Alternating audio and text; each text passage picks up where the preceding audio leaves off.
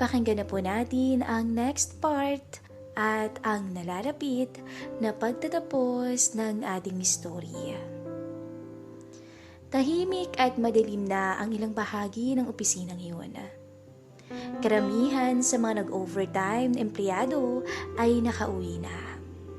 Pero sa isang sulok, kung saan hindi nahagip ng CCTV, sa isang maliit na storage room nagaganap ang isang makamundong pangyayari. Si Patricia nang sa mga oras na yun ay pumatol sa isang matanda at hindi kagwapuhan na si Mang Tasyo.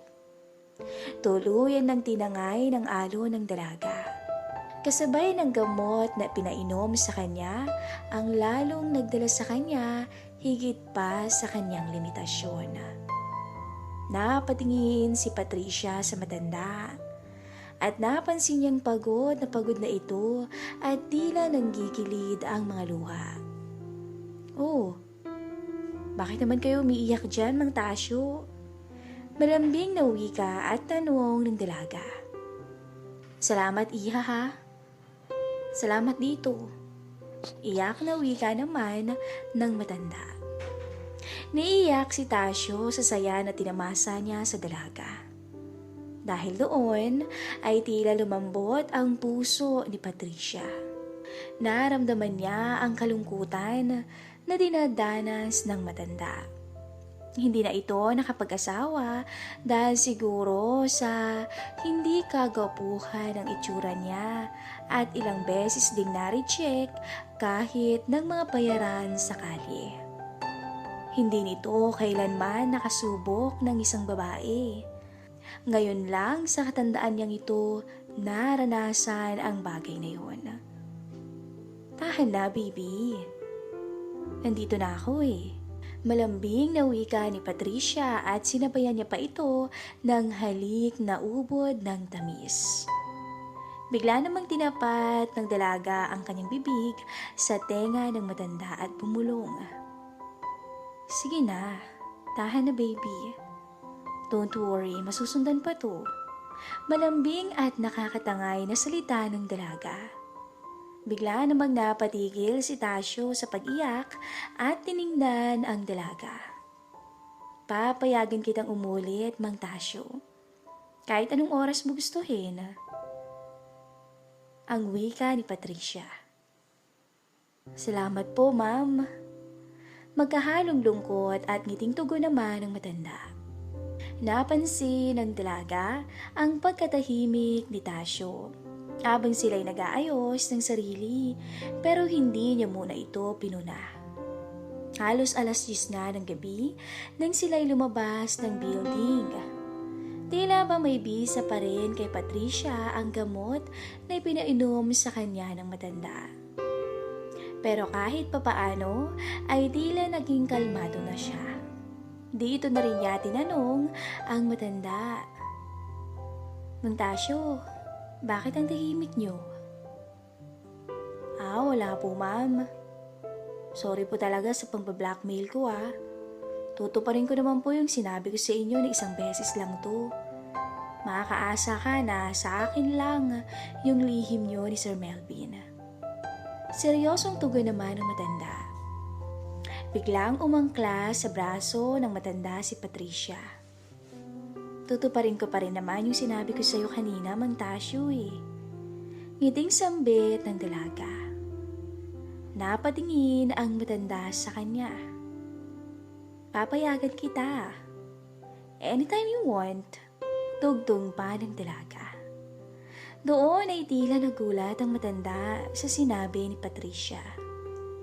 Inakala niya kasi na nasabi lang iyon ng dalaga para siya'y patahanin o pakalmahin kanina.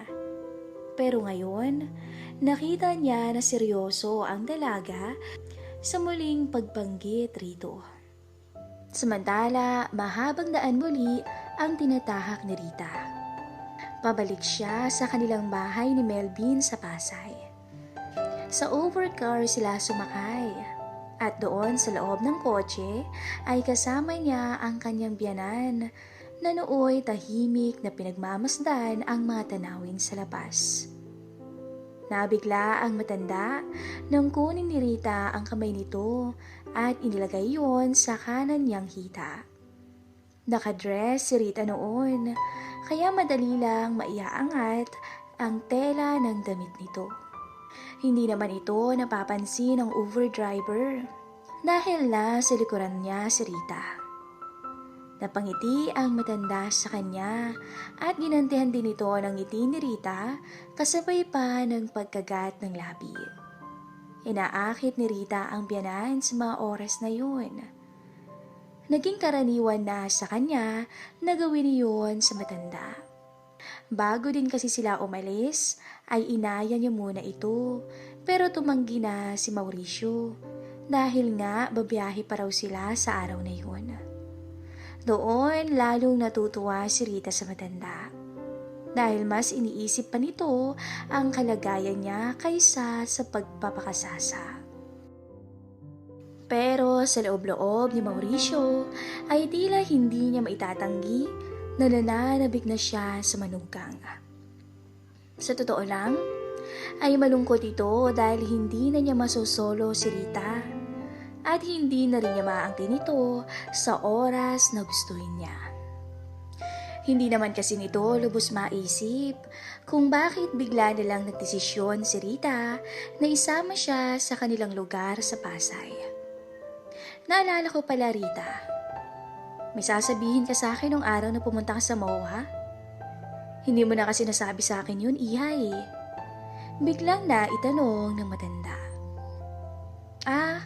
Oo nga pala, Dad. Nakalimutan ko na rin palang sabihin sa'yo yun. Well, it's a long story. Doon ko na lang po sa bahay ikukwento. Dahil sa stress na nalaman ni Rita mula sa kanyang kaibigan nang mister ay bumalik nga sa pambababae, ay halos nawala na naman siya sa sistema. Sa nakalipas na mga linggo na nakasama niya ang kanyang biyanan, wala siyang ibang nararamdaman kundi ang kanyang pagdududa. Dahil doon, muli siyang binabalot ng kalungkutan at galit, na siyang naging tulay para makiapid sa ama pa mismo ng kanyang asawa. Hindi rin niya maitatanggi na marami siyang naramdaman sa matanda na hindi na iparamdam sa kanya ni Melvin. Ang maramdaman kung paano siya hangarin, sambahin, o kalingain at maramdaman na kailangan siya. Kaya naman ganun na lang siya nabighani sa ganung klaseng atensyon. Pero ang madilim na bahagi nito ay nagamit niya ang matanda sa kanyang paghihiganti.